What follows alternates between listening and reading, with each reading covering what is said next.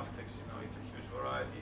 Obviously, during the 12,000 years ago, it's a huge, it was huge, very advanced society at the time. But when this planet was destroyed and the pole shift actually occurred, the continents literally split, and it created a massive disturbance. So as we can see, their culture was devastated. The roads, everything was completely. And when they were explaining about this, they said that the humanoids that were living at the time, they were under full influence of very negative forces, and it's just unreal what was happening to those. For example, this skull was discovered in Mexico, and there were hundreds of those, that were discovered, and different types of things, and they were utilizing the energy, the devices. They were able to power devices, some of which were extraterrestrial, in nature, with their mind. And there are so many different artifacts that are disregarded by the mainstream archaeology nowadays, which are showing that reptile creatures and similar things. And also they were very into sacrifices, and very bad experience regarding to this culture. This is some areas of the Tula Hidalgo, the complex with the pole court. As you can see that this is how those Asian humanoids more accurately look like, and the Pumapunku, the magnificent Pumapunku, obviously showing the magnificence into structure. This is the terraces of Pumatalis, which already shown in Peru, obviously built for a different. The details of a fine structure, is just amazing. It's just breathtaking. Very similar what the Asian Rama were utilizing in those Asian times. But unfortunately, after the conflict 12,000 years ago, it was all just crushed, if you will. And it's look at the precision of this stone on the right. This doesn't happen by chance. So pretty much they were involved, into a lot of things with the extraterrestrials are concerned.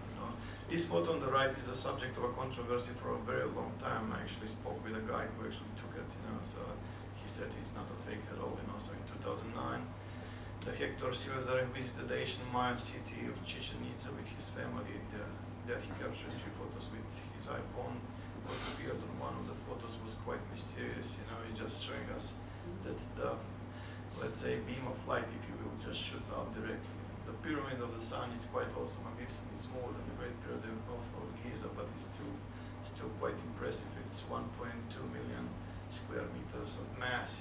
It's just an astonishing piece of evidence. And obviously, they were utilizing, the pyramids for different purposes. So lasers making 3D mapping to the ground below made a massive discovery for more than 60,000 structures hidden in jungles of Guatemala, proving that the Asian Maya civilization was triple the size that modern ecology ever want to acknowledge. With estimates of exceeding 10 to 15 billion from approximately 5 million estimated during the peak of the Asian Maya civilization, obviously they were full structure. And the 3D liter stunning details of the Asian Maya kingdom in northern Guatemala is also showing us that there is absolutely abundance of structures which are actually found buried in the jungle, if you will. It's just quite amazing. And thanks to LIDAR, hopefully they will allow it to be scanned, underwater, just to see, what's happening. So it's quite amazing. So even in Mexico, they discovered 40 small lost cities, So, and the genetics was different. They have the elongated skulls, obviously, and different variety of life, definitely very similar to the Egyptian, even nowadays, but they're born. Some graves are quite unusual. They're not human at all. Look at those varieties of different beings. And I already showed this one, which is actually a very good piece of evidence. Even the hair is still preserved. So through DNA, they know exactly how old it is, but they're still pushing the date, carbon dating. There are many white skulls that were discovered also, in Atacama Desert. And it's from Iran, dated from 6,000 to 7,000 BC. It's again showing us pretty much the same stuff. And the famous Palenka astronaut. I remember that Erich von Däniken, he started to push this. Everyone was laughing at him, how it is be, but definitely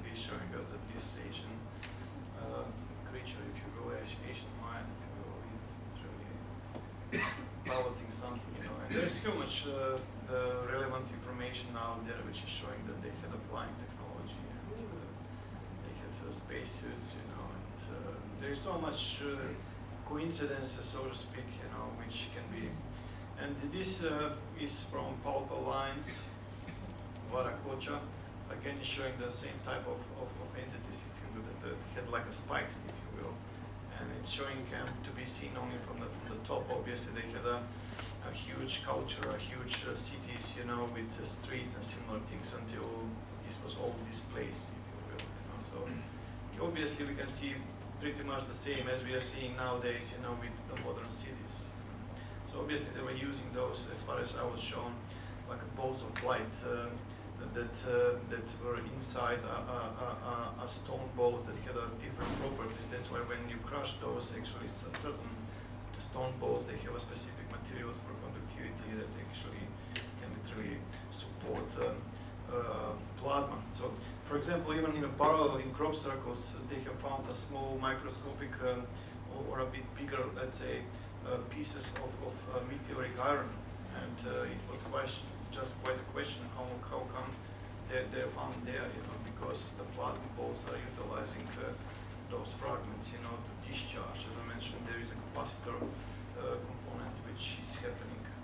So nevertheless, they are everywhere, pretty much everywhere. So as far as I was shown, those stone balls were interconnected with the energy beams like this, and they were able to be utilized in so many different ways to melt things and similar stuff. And many of those balls are even fused into the mud, as you can see, you know, as the tsunami went through and brought the mud, and they're still uncovered, you know. And this is quite a piece of evidence from Chechnya, as you can see the mineral that this Asian ball was designed. This is advanced technology, you know. It's not something which is created, you know. The Bosnia pyramids also, as you can see everywhere, pretty much. All the Asian world, even in Easter Island that I was mentioning, where those holes that I mentioned to you, some of those were literally destroyed with these weapons. And I recently did a talk in Sydney on the 2nd of February, and I met a woman. She is actually involved into the research of these mummies, you know. She went to Peru a couple of times, and she was threatened, you know, by certain individuals, you know, to keep her mouth shut, so to speak, regarding to the results of these alien mummies, if you will. Obviously, the X-rays are showing a completely different structure from the humans, you know. Species unknown, no here, big almond-shaped eyes, you know. It is pretty much clear as a day that we are looking at the structure and the humanoids that are not human at all. You know. So they named them Josefina, Victoria, family, you know, Alberto, and they found that yeah, of course, you know, that's how it goes, you know. But the number of the ribs was different with each of those. For example, in Josefina and Victoria, there was 11 pairs of course, including 2 floating. The family had 10 pairs on the other side of course, including 2 floating. You know, Alberto 8 pairs of coast, including 2 floating. So it's quite interesting, and they obviously were messing out with pregnancy. They actually depicted the entire, you know, process of the embryo development, you know, and they were doing so many nasty stuff, if you will, you know. There are other creatures that were found. Dr. Stephen Greer did his best to push, you know, to the documentary series, you know, as much as they could, but it was obvious that the powers that be will not allow it, you know. So Musayan also, and the creature obviously, which is so many different. There are other, for example, the bottom left picture is it's a alien being that was literally recovered from the UFO crash. You know, before the military people came, one of the village guys came and he took the body and he hid it very well. And they didn't know anything about it, you know. The military came, they recovered the craft, and they took the bodies, you know, and it was all sealed. But after years and years, he stepped forward and he actually showed the evidence. But I don't know what happened ever since. You know. Obviously, they had the technology to fly in those days, you know. There's no doubt about it. So the anti-gravity. So pretty much what we are seeing as a space shuttle nowadays, they're actually very utilizing it. This is from the Istanbul, the Turkish rocket, if you will, you know. And quite a piece of evidence is also showing us that they have very similar, what we referred as a cosmonaut or the astronaut suit nowadays, to protect you from the space. And the pre-Columbian culture has also been involved with the so-called Asian crystal skulls. The Smithsonian Institute, they tried their best to put the idea through History Channel, National Geographic, and other the channels like Discovery channels, which are all, again, owned by the powers to be, that those are just crafts that were made by early Europeans, but they are not actually. The pre-Columbian crystal skulls were mostly made of clear or milky white quartz. So the Smithsonian institution responsible, as I mentioned, for the cover-up have strongly pushed the belief that they're actually made in the mid-19th century in Europe. So this guy, Frank Dornot, you can check his work online. He says that certain electric properties of the crystal skull can store consciousness. Squeeze certain crystals, as I already mentioned, with the pyramids, such as quartz, and you can make electricity through the piezoelectricity. And obviously, they were utilized by the Asian culture of Chichen Itza, if you will. They're utilizing for mind control and similar stuff. This is another interesting thing.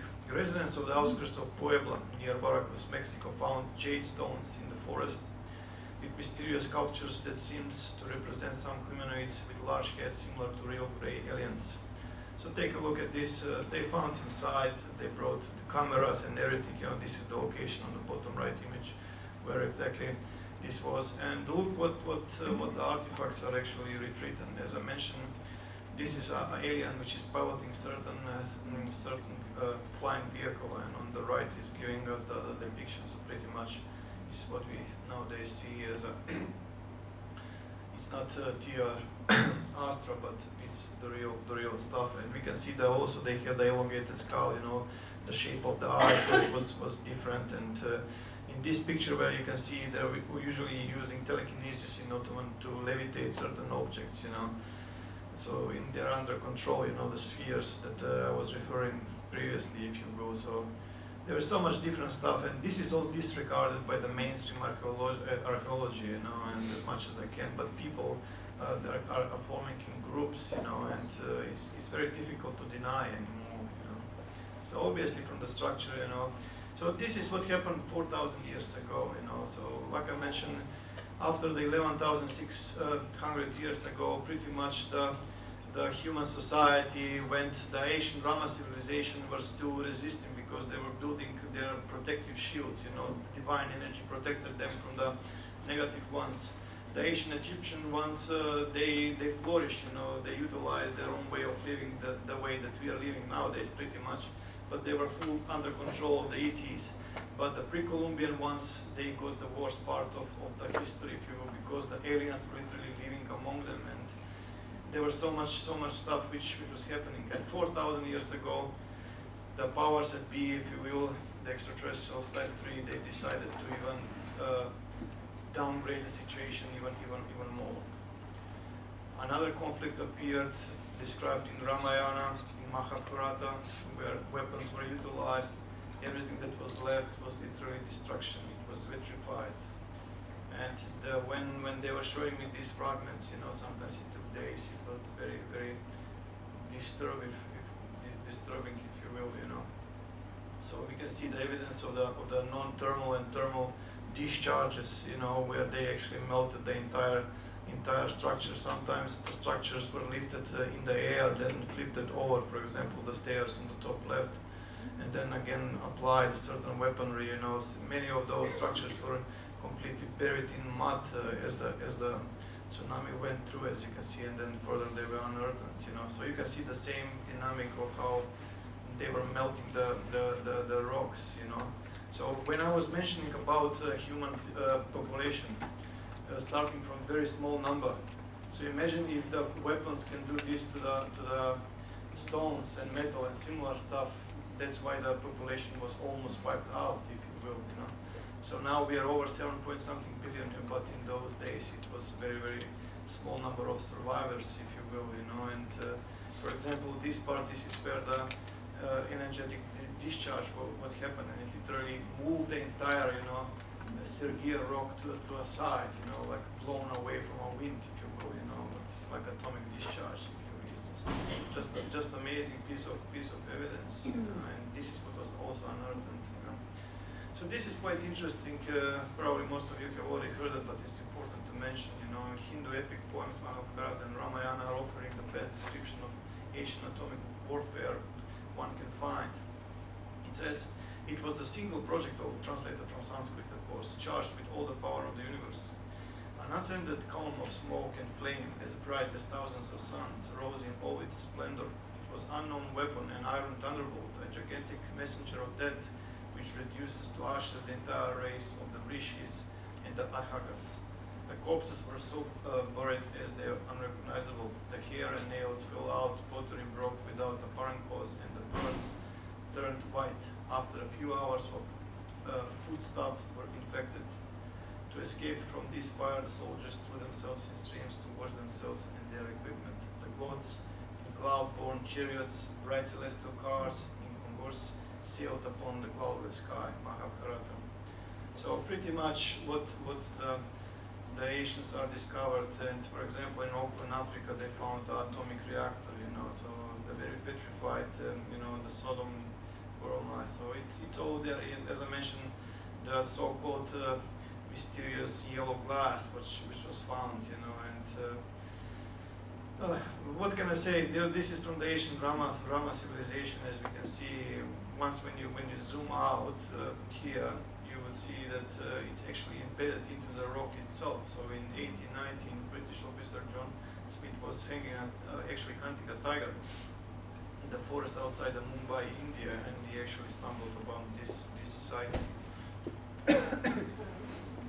So this is how the site actually looks like, if you will, And as you can see inside, it's a fine structure. This is where it is. This is after, as I mentioned, when the that part of the land, which is now India, departed and then crushed into the Himalayas, afterwards. So this is from Nagura Hills caves in India. As you can see, again the same melting evidence, if you will, and in some of the rocks, if you will, there are huge, tremendous, high technology rooms, like polished with the most modern technology. Look at this, and there is like a Sanskrit writing on it, which is showing, officially the archaeology dates this site to 2,000 years old, but it's at least 4,000 years old. So we can see what actually is there. It's quite remote. You have to take, it takes you a while until you get there. But again, you can see the melting evidence. How everything goes around, exposed to high heat. So this is from Turkey, I can see, and this is also from Anatolia, and the famous Göbekli Tepe, the Turkish for Potbelly Hill, if you will. So it's quite amazing, and you can see the connection here, the pistols, and then the age, if you will. That's how it looks to us, the symbol, which is also connected. And this is quite interesting. It says that Australian Aboriginal symbols found on mysterious 12,000 years old pillar in Turkey in Göbekli Tepe has been one of the most puzzling sites known to us, and now it gets even more confusing. A connection to the symbol carved on a column at Göbekli Tepe, Turkey, by a completely unknown Asian culture is an Australian Aboriginal medicine man with the same symbol on his chest. So you can see that it's impossible without flying technology that they have the same symbol, if you will. So in order of respect, living here for a long time on this continent, I don't want to share my personal understanding, what took place, so I would just leave it as it is. So this is the alien skeleton unearthed in Crimea, and as you can see that it's also elongated skull, and there are many fossils of fish that are found on a very high ground, obviously showing that the topography was not the same as it old days. So this is from Germany. That's from Bosnia and Herzegovina on the bottom right. As you can see, the same melting. This is from Greece. So pretty much it's everywhere, wherever you see. And obviously the fine structure, as I mentioned, there were so much flying crafts, and which are depicted also in the artifacts that were found. The same was with the ancient Rama civilization, and there were huge populated areas. So So this is very important. India is connected with Sri Lanka with artificially created bridge, and it's famously known as Sri Rama Bridge. And this is the key part. It says the rock on top of the sand actually predates the sand itself. Scientific study revealed that the rocks are 7,000 years old, but they are sitting on the top of a sand that is only 4,000 years old. So what I'm trying to say is that the last major conflict described in Mahabharata and Ramayana was around 4,000 years ago. That was the last conflict where all the Asian advanced civilization actually were lost and wiped out. We actually, a very small number of survivors were left, and then it go to the stage, as I will soon explain.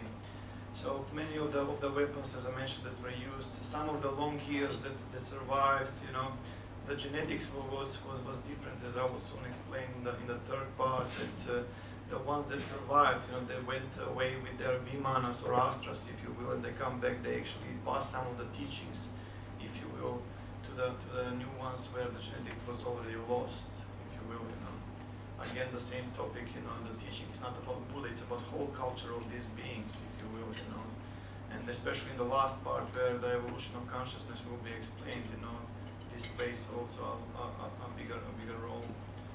So this is a Beggar nation sitting in Mariman in Burma with over 2,000 temples, as you can see, and now we look at those sites and we wonder, you know, what took place. And as I mentioned, humans nowadays, most of them are just like people with amnesia, you know, so without understanding what took place, there is not much that we can figure it out, you know. We can just keep, and the double helix functionality was actually introduced, and extraterrestrials, unfortunately, that are still present in the solar system, especially around Saturn, actually got what they wanted. There were certain type of cloning that were involved afterwards where the genetic was altered, and for example, they created duplicate certain number of clones, if you will, or vehicles, or cars, or avatars, whatever you want to call our physical bodies, were created and then spread it. There is a perfect duplicate of yours from 5,000 to 10,000 people. It's not just physically resembling you, but it's good in certain stuff and it's not so good in other stuff. For example, fear of flying, or fear of swimming, or whatever, you know, or good in computers, good in music, you know, similar things, you know. So pretty much all these people that you are seeing nowadays are in position to be called so-called celebrities, because the occult structures of the Masonic society is pushing the same forward stuff. You know, they try to literally recreate the bloodlines that existed once, you know, and they have traced it up. So, for example, these people that you are seeing, the first immediate conclusion would be that they are brothers or sisters. I can immediately tell you that there's absolutely, since they all went to the genetic checkup, you know, hundreds of years back, you know, there's absolutely no genetical connection between those people. So what I'm trying to say is that those ETs created clones, which are those biological bodies, and the genetics were literally disconnected. That's why we have the five senses and the higher powers of the consciousness, and access to the immaterial part of the cosmos has been disconnected, if you will. And on top of everything, the astral dimension has been hacked. So the awareness was cut from the astral dimension. In other words, everything that you can actually hear or experience or see at this moment, you can be also with the same awareness out of your physical body. But the problem is there is a super advanced alien software, which I will discuss in the third part, which prevent this. So with techniques like methods like astral projection, you know, and dream control, you know, this hologram can be broken, you know, and the consciousness can literally awake on the astral plane and remain there for a number of certain amount of time. So, as mentioned, the human spirit, if you will, or the humanoids were definitely involved into. So some of the early cultures that survived the major conflict around 11,600 years ago continue to exist about 4,000 years ago, as I mentioned. During the last conflict around 4,000 years ago, the biological gigantism on planet Earth was lost. The DNA abundance was no longer possible, and the human genetic functionality was downgraded.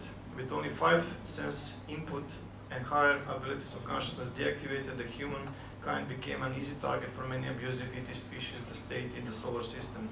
Then came the real dark age of unawareness, confusion, brutal conflicts, and we are still in it. But luckily, there are many of us that are actually here to change that and to provide the awakening that will actually shift all the awareness around.